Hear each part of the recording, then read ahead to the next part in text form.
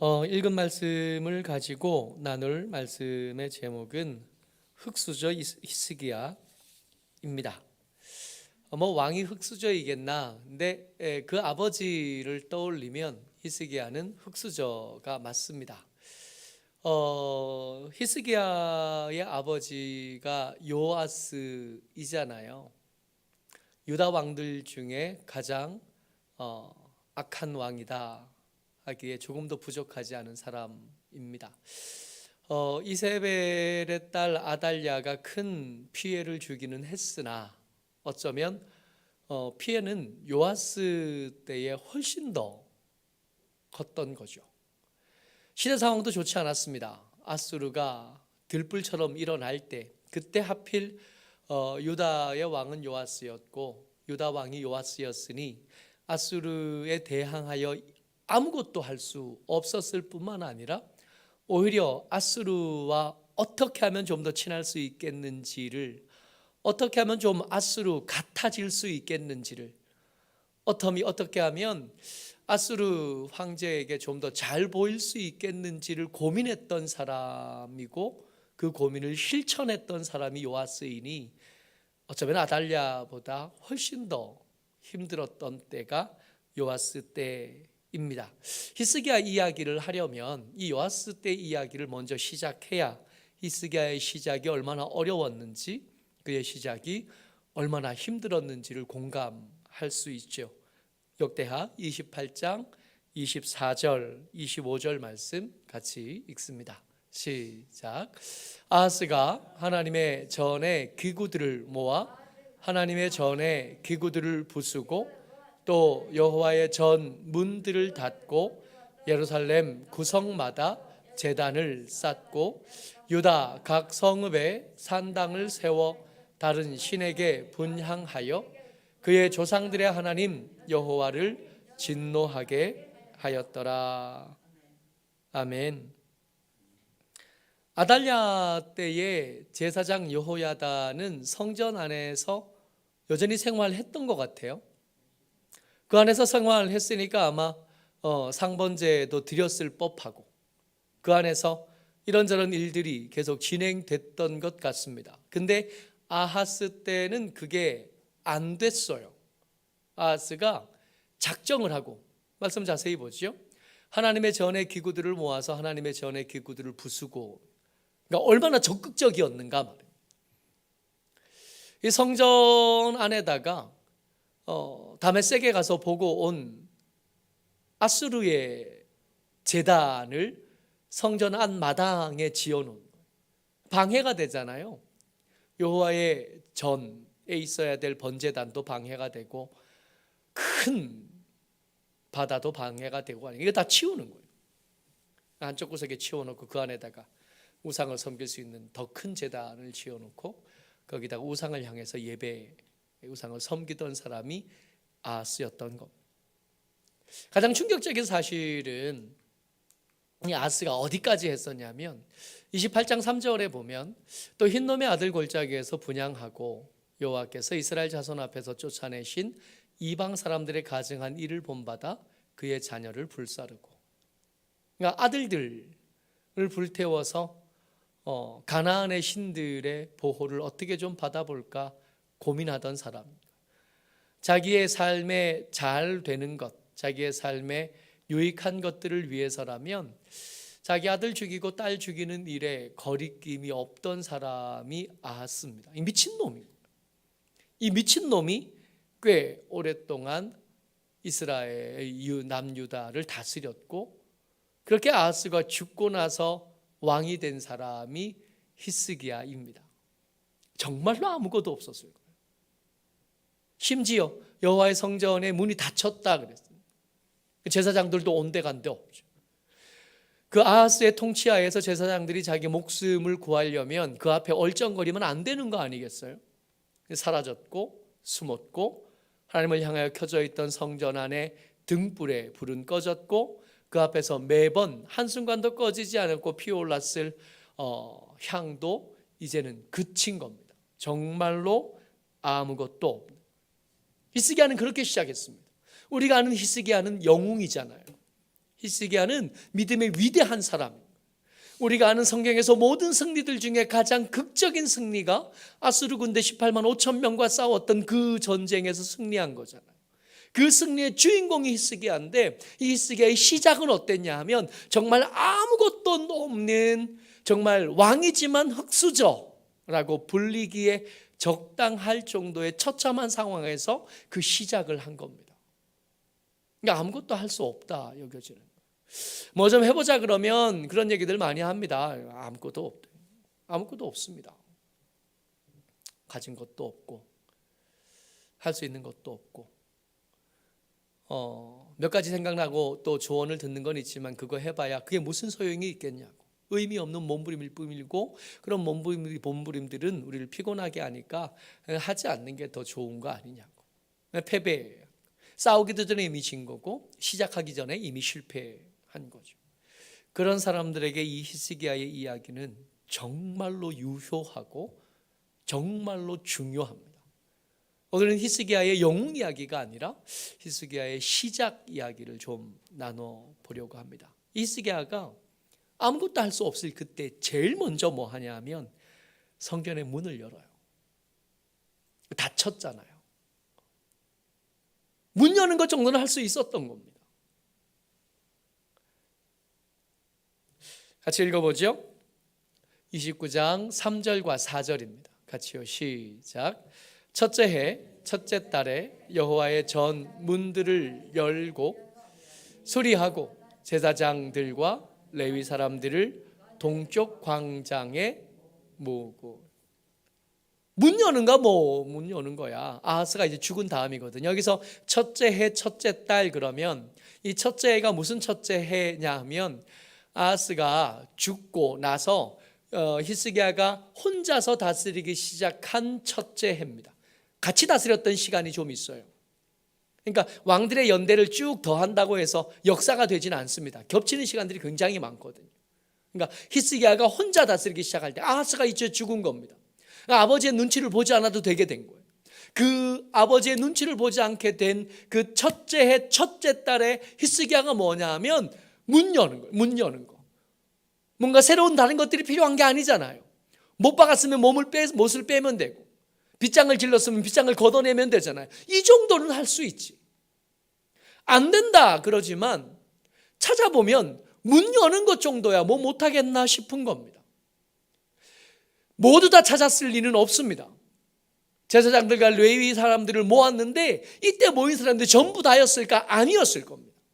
몇 사람이었겠죠. 근데 이 몇 사람이 모였는데 어디 모였는가 말이에요. 성전 안뜰, 보통 거기가 모이지 않아요? 하나님의 사람들이 하나님의 일들을 시작할 때 매번 가는 곳이 거기이지 않아요? 제사장들이 성소 안으로 들어갈 수 있지만 제사장이 아닌 왕 히스기야는 그 안까지는 못 들어갔어도 성전 문을 열었으니 성전 문 안에 들어가서 거기서 뭔가 할 수 있을 것 같지 않아요? 근데 거기가 아닙니다. 성전 안뜰에 가지 않고 동쪽 광장에 모였어요. 성전 동쪽 광장이라고도 하지 못합니다. 성전의 문을 열었으나 문 열고 들어가서 보니까 뭐가 있어요? 다메섹 신단이 있는 거예요. 여호와의 제단은 이미 한쪽으로 치워졌고 거기서 뭔가 할 수 있는 상황이 아닌 거예요. 우상들이 질비한 성전, 거기서 뭘 할 수 있겠어요? 이 정도였던 겁니다. 모이기는 해야겠는데, 제사장과 레위 사람들과 함께 모여서 뭔가 해보기는 해야겠는데, 문을 열기는 했는데 정작 그 안에서 모일 수는 없는 형편. 이게 히스기야의 형편입니다. 우리가 이래저래 안 된다고 말하고 안 된다고 꼽는 여러 가지 이유들을 생각해 보면, 여러분, 성전 문을 열었으나 그 안에 들어갈 수 없었던 히스기야만큼이냐? 그건 또 아니지 않아요? 히스기야가 훨씬 더 난이도가 높습니다. 성전 동쪽에, 동쪽 광장에 사람들을 모으고 이야기합니다. 성결하게 씻자. 이게 히스기야가 한 일입니다. 히스기야도 그 맨바닥에서 뭐 할 수 있는 거 없었던 거예요. 실제로 뭔가 할 수 있을 만한 재산이 없었고, 실제로 뭔가 할 수 있는 힘이 없었고, 실제로 뭐 할 수 있는 능력이 없었고, 지혜가 없었고, 가진 것이 없었고, 열정은 있었지만 그 열정을 실현할 만한 어떤 자본도 히스기야는 가지지 못했던 겁니다. 근데 그렇다고 해도 물 떠다가 씻는 거 정도야? 그거 왜 못하겠어요? 더러운 것들을 갖다 치우는 것 정도야? 왜 못하겠어요? 그래서 히스기야가 할 수 없는 것, 안 되는 것, 그거 보는 게 아니라 할 수 있는 게 뭐냐? 할 수 있는 게. 물 떠다 씻는 건 할 수 있지 않느냐? 제사장들과 레위 사람들과 그 이야기를 제일 먼저 합니다. 29장 5절이요. 같이 읽습니다. 시작. 그들에게 이르되 레위 사람들아 내 말을 들으라. 이제 너희는 성결하게 하고 또 너희 조상들의 하나님 여호와의 전을 성결하게 하여 그 더러운 것을 성소에서 없애라. 성결하게 하라. 이 성결하게 하면 뭐해요? 씻어요. 성결하게 하라. 그럼 뭐해요? 청소하는 겁니다. 청소하는 거. 씻으라고. 청소를 시작하라고. 오늘 우리가 한 찬양 269장 그 참혹한 십자가에 보면 그 참혹한 십자가에 주달려 흘린 피 샘물같이 늘 흘러서 죄 씻어주시네. 값없어도 다 나와서 내 죄를 고하면. 값없어도. 말씀을 준비하다가 찬양을 고르는 중에 여기서 꽂혔어요. 값없어도. 돈 없어도, 자격 없어도, 아무것도 없어도 씻어달라, 씻는 것 정도는 시작할 수 있는 겁니다. 히스기야가 거기 주목한 겁니다. 어쩌면 그 말을 듣는 제사장과 레위 사람들은 마음에 부정적이었을 겁니다. 이제 와서 뭘 할 수 있느냐? 우리가 하나님의 백성이긴 한 거냐? 우리가 이렇게 한다고 해서 하나님께서 우리 가운데 다시 돌아오시겠냐? 확신이 없었을 겁니다. 이미 끝난 거 아니냐? 그렇게 말하는 사람들에게 히스기야가 말한 겁니다. 아니 씻을 수는 있지 않냐? 물 떠다가 씻는 것 정도를 왜 못하겠냐? 성전 안에 있으면 안 되는 것들이 많이 있는데 이거 갖다 치우는 것 정도는 왜 못하겠냐? 하나님께서 그거 가운데 오시겠냐 안 오시겠냐 그건 하나님이 하실 일이지만 우리가 그 안에서 빗자루로 좀 쓸고 없어야 될 것들을 치우고 없어진 게 아니니 그 옆에 치워진 거 북쪽으로 치워진 제단을 달리 원래 자리로 옮겨 넣는 것 정도는 우리가 왜 못하겠냐? 할 수 있지 않겠나?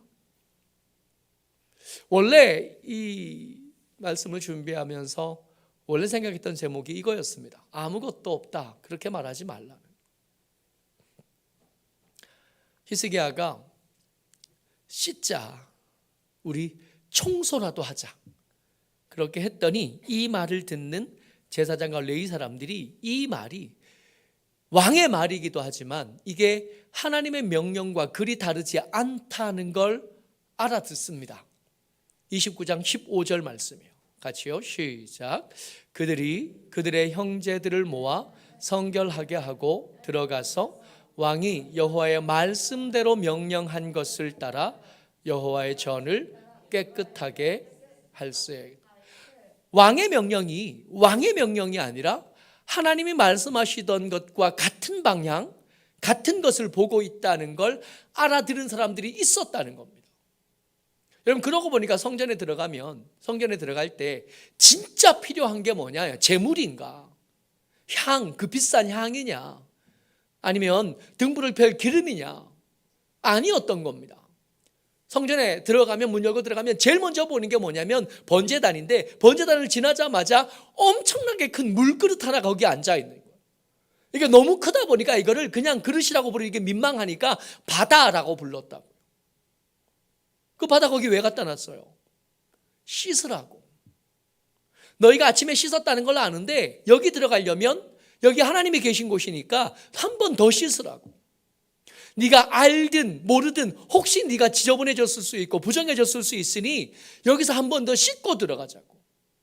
그러고 보니 제사장에 있는 옷들의 그 관에 보면 여호와께 성결이라고 써 있었던 거. 가장 중요한 거, 가장 필요한 거, 하나님 앞에 깨끗하게 되는 거. 이거라면 지금 왕이 말하고 있는 거 씻는 것 정도는 할 수 있지 않냐? 청소 정도는 할 수 있지 않냐? 그 말이 하나님의 요구하시는 것과 같다는 걸 눈치챈 겁니다. 이렇다면 두려움에 떠는 아직 숨어있는 제사장들 데리고 와도 되겠다라고 생각합니다. 그냥 쇼만 하는 게 아니라, 하는 척만 하고 신용만 하는 게 아니라 진짜로 뭔가 할 생각이고 진짜로 뭔가 변화가 생길 건가 보다 하는 기대를 생기게.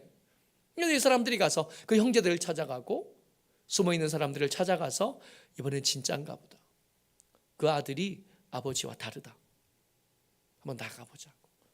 우리도 나서 씻어 깨끗하게 해보자고. 근데 그렇게 했더니요, 없어진 줄 알았던 사람들이 등장하기 시작합니다. 다 없어졌고 씨가 말랐고 아달랴가 죽이고 그 위로 여러 가지 피해를 입으면서 하나님의 제사장들, 레위인들 다 씨가 말랐을 것 같고 그 가문이 끊어졌을 것 같고 그럴 것 같은데, 숨어있던 사람이 하나씩 나오는데 그 사람들의 이름들이 특별합니다. 이게 히스기야의 시작을 역대기 성경이 쓰면서 난데없이 이름들을 쭉 써요. 12절부터 13절까지 말씀입니다. 같이 읽지요. 시작. 이에 레위 사람들이 일어나니 곧 그핫 자손 중 아마세의 아들 마핫과 아사라의 아들 요엘과 무라리의 자손 중 압디의 아들 기스와 여할렐렐의 아들 아사랴와 게르손 사람 중 심마의 아들 요아와 요아의 아들 에덴과 엘리사반의 자손 중 시므리와 여우엘과, 여기서 잠깐이요. 여기서 잠깐 세 가문이 등장했어요. 세 가문이 등장했는데 이에 레위 사람들이 일어났다는 겁니다. 찾아왔어요. 깨끗하게 할 생각, 성전을 청소할 생각으로 돌아온 겁니다. 근데 그 사람들의 구성을 썼는데 뭐라고 쓰냐면 그핫 자손 중에 2명이 있었대요. 그핫 자손 중에 마핫과 요엘이 있었고, 무라리 자손 중에 압디와 기스와 아사랴가 있었고, 그리고 게르손 자손들 중에 요아와 에덴이 있었다는 겁니다. 여러분, 그핫과 무라리와 게르손이요, 우리가 레위기 읽을 때 그리고 민수기 읽을 때 이 사람들의 이름을 수없이 반복해서 읽었습니다. 레위 자손 지파 사람들, 제사장 지파 그핫이 더 중요했기에 그핫의 가문 사람 한 사람을 더 써요. 엘리사반은 그핫 자손 중에 한 사람입니다. 그러니까 엘리사반의 자손들 중에 여우엘과 시므리까지 포함해서 8명. 그러니까 제사장 가문, 레위 가문 중에 가장 중요한 세 가문의 사람들이 사라지지 않고 살아 있었다. 그들이 없어지지 않고 어딘가에서 숨어 있고 어딘가에서도 주 하나님의 도우심을 얻고 하나님의 예비하심을 따라 지켜지고 있었던 겁니다. 아무것도 없다고 생각했었는데, 아무것도 할 수 없다고 생각했었는데 아니었던 겁니다. 근데 여기서 끝나지 않아요. 13절 중반절부터 아삽부터 시작. 아삽의 자손 중 스가랴와 마다냐와 헤만의 자손 중 여후엘과 시므이와 여두둔의 자손 중 스마야와 우시엘이라. 여기 세 사람, 아삽과 헤만과 여두둔. 시편 읽을 때 때때로 등장하는 저자들의 이름이기도 하고 다윗이 구성하고 세웠던 찬양단들의 대장들이기도 합니다. 그러니까 예배의 형식이 언제 완전해지냐면 다윗의 때에 완전해지는데, 다윗의 때에 다윗이 정말 힘을 들여 한 게 뭐냐면 찬양대들을 세우는 거잖아요. 그 찬양대들에게 악기를 고안해서 만들고 연습시키고 찬양을 할 때 성전에 올라가는 노래, 내려오는 노래, 예배할 때 드리는 노래, 기도할 때 드리는 노래들을 많이 작곡하고 많이 작사해서 만들어 노래 부르게 하고, 그것이 예배의 한 순서에 완전히 자리 잡을 수 있게 한 사람이 다윗이었거든요. 그때 그 일을 담당했던 사람들이 아삽과 헤만과 여두둔. 그러니까 우리가 지금 히스기야가 지금 예배를 회복하고 싶어요. 예배를 회복하고 싶은데 아무것도 없는 중에 성전의 문은 열 수 있었고, 성전 문을 열어봤더니 그 가서 모임도 할 수 없어서 동쪽 광장에 이렇게 모였지만, 씻으라 그러고 할 수 있는 거 청소하라 그랬더니 제사장 가문 사람들이 등장해서 나타나고, 레위 사람들의 가문들이 끊어지지 않고 나타나고, 기대도 안 했을지도 모르겠어요. 다윗의 찬양자들의 후예가 그대로 살아남아서 그들 가운데 나타난 겁니다. 다수냐고요? 그건 아니에요. 많은 거냐, 충분한 숫자냐, 그렇진 않습니다. 히스기야의 6월절 이야기를 보면 끊임없이 사람이 모자라서 힘들어해요. 제사장들이 아직 성결하게 되지 못해서 레위인들이 도와줘야 되고, 그렇게 준비했지만 정말 6월절이 드려지려고 그러니까 생각보다 사람들이 많이 온 거예요. 그랬더니 제사장이 이걸 다 감당을 못하는 거예요. 충분했냐? 아니요, 충분하냐 하는 얘기를 하는 게 아닙니다. 시작은 할 수 있느냐?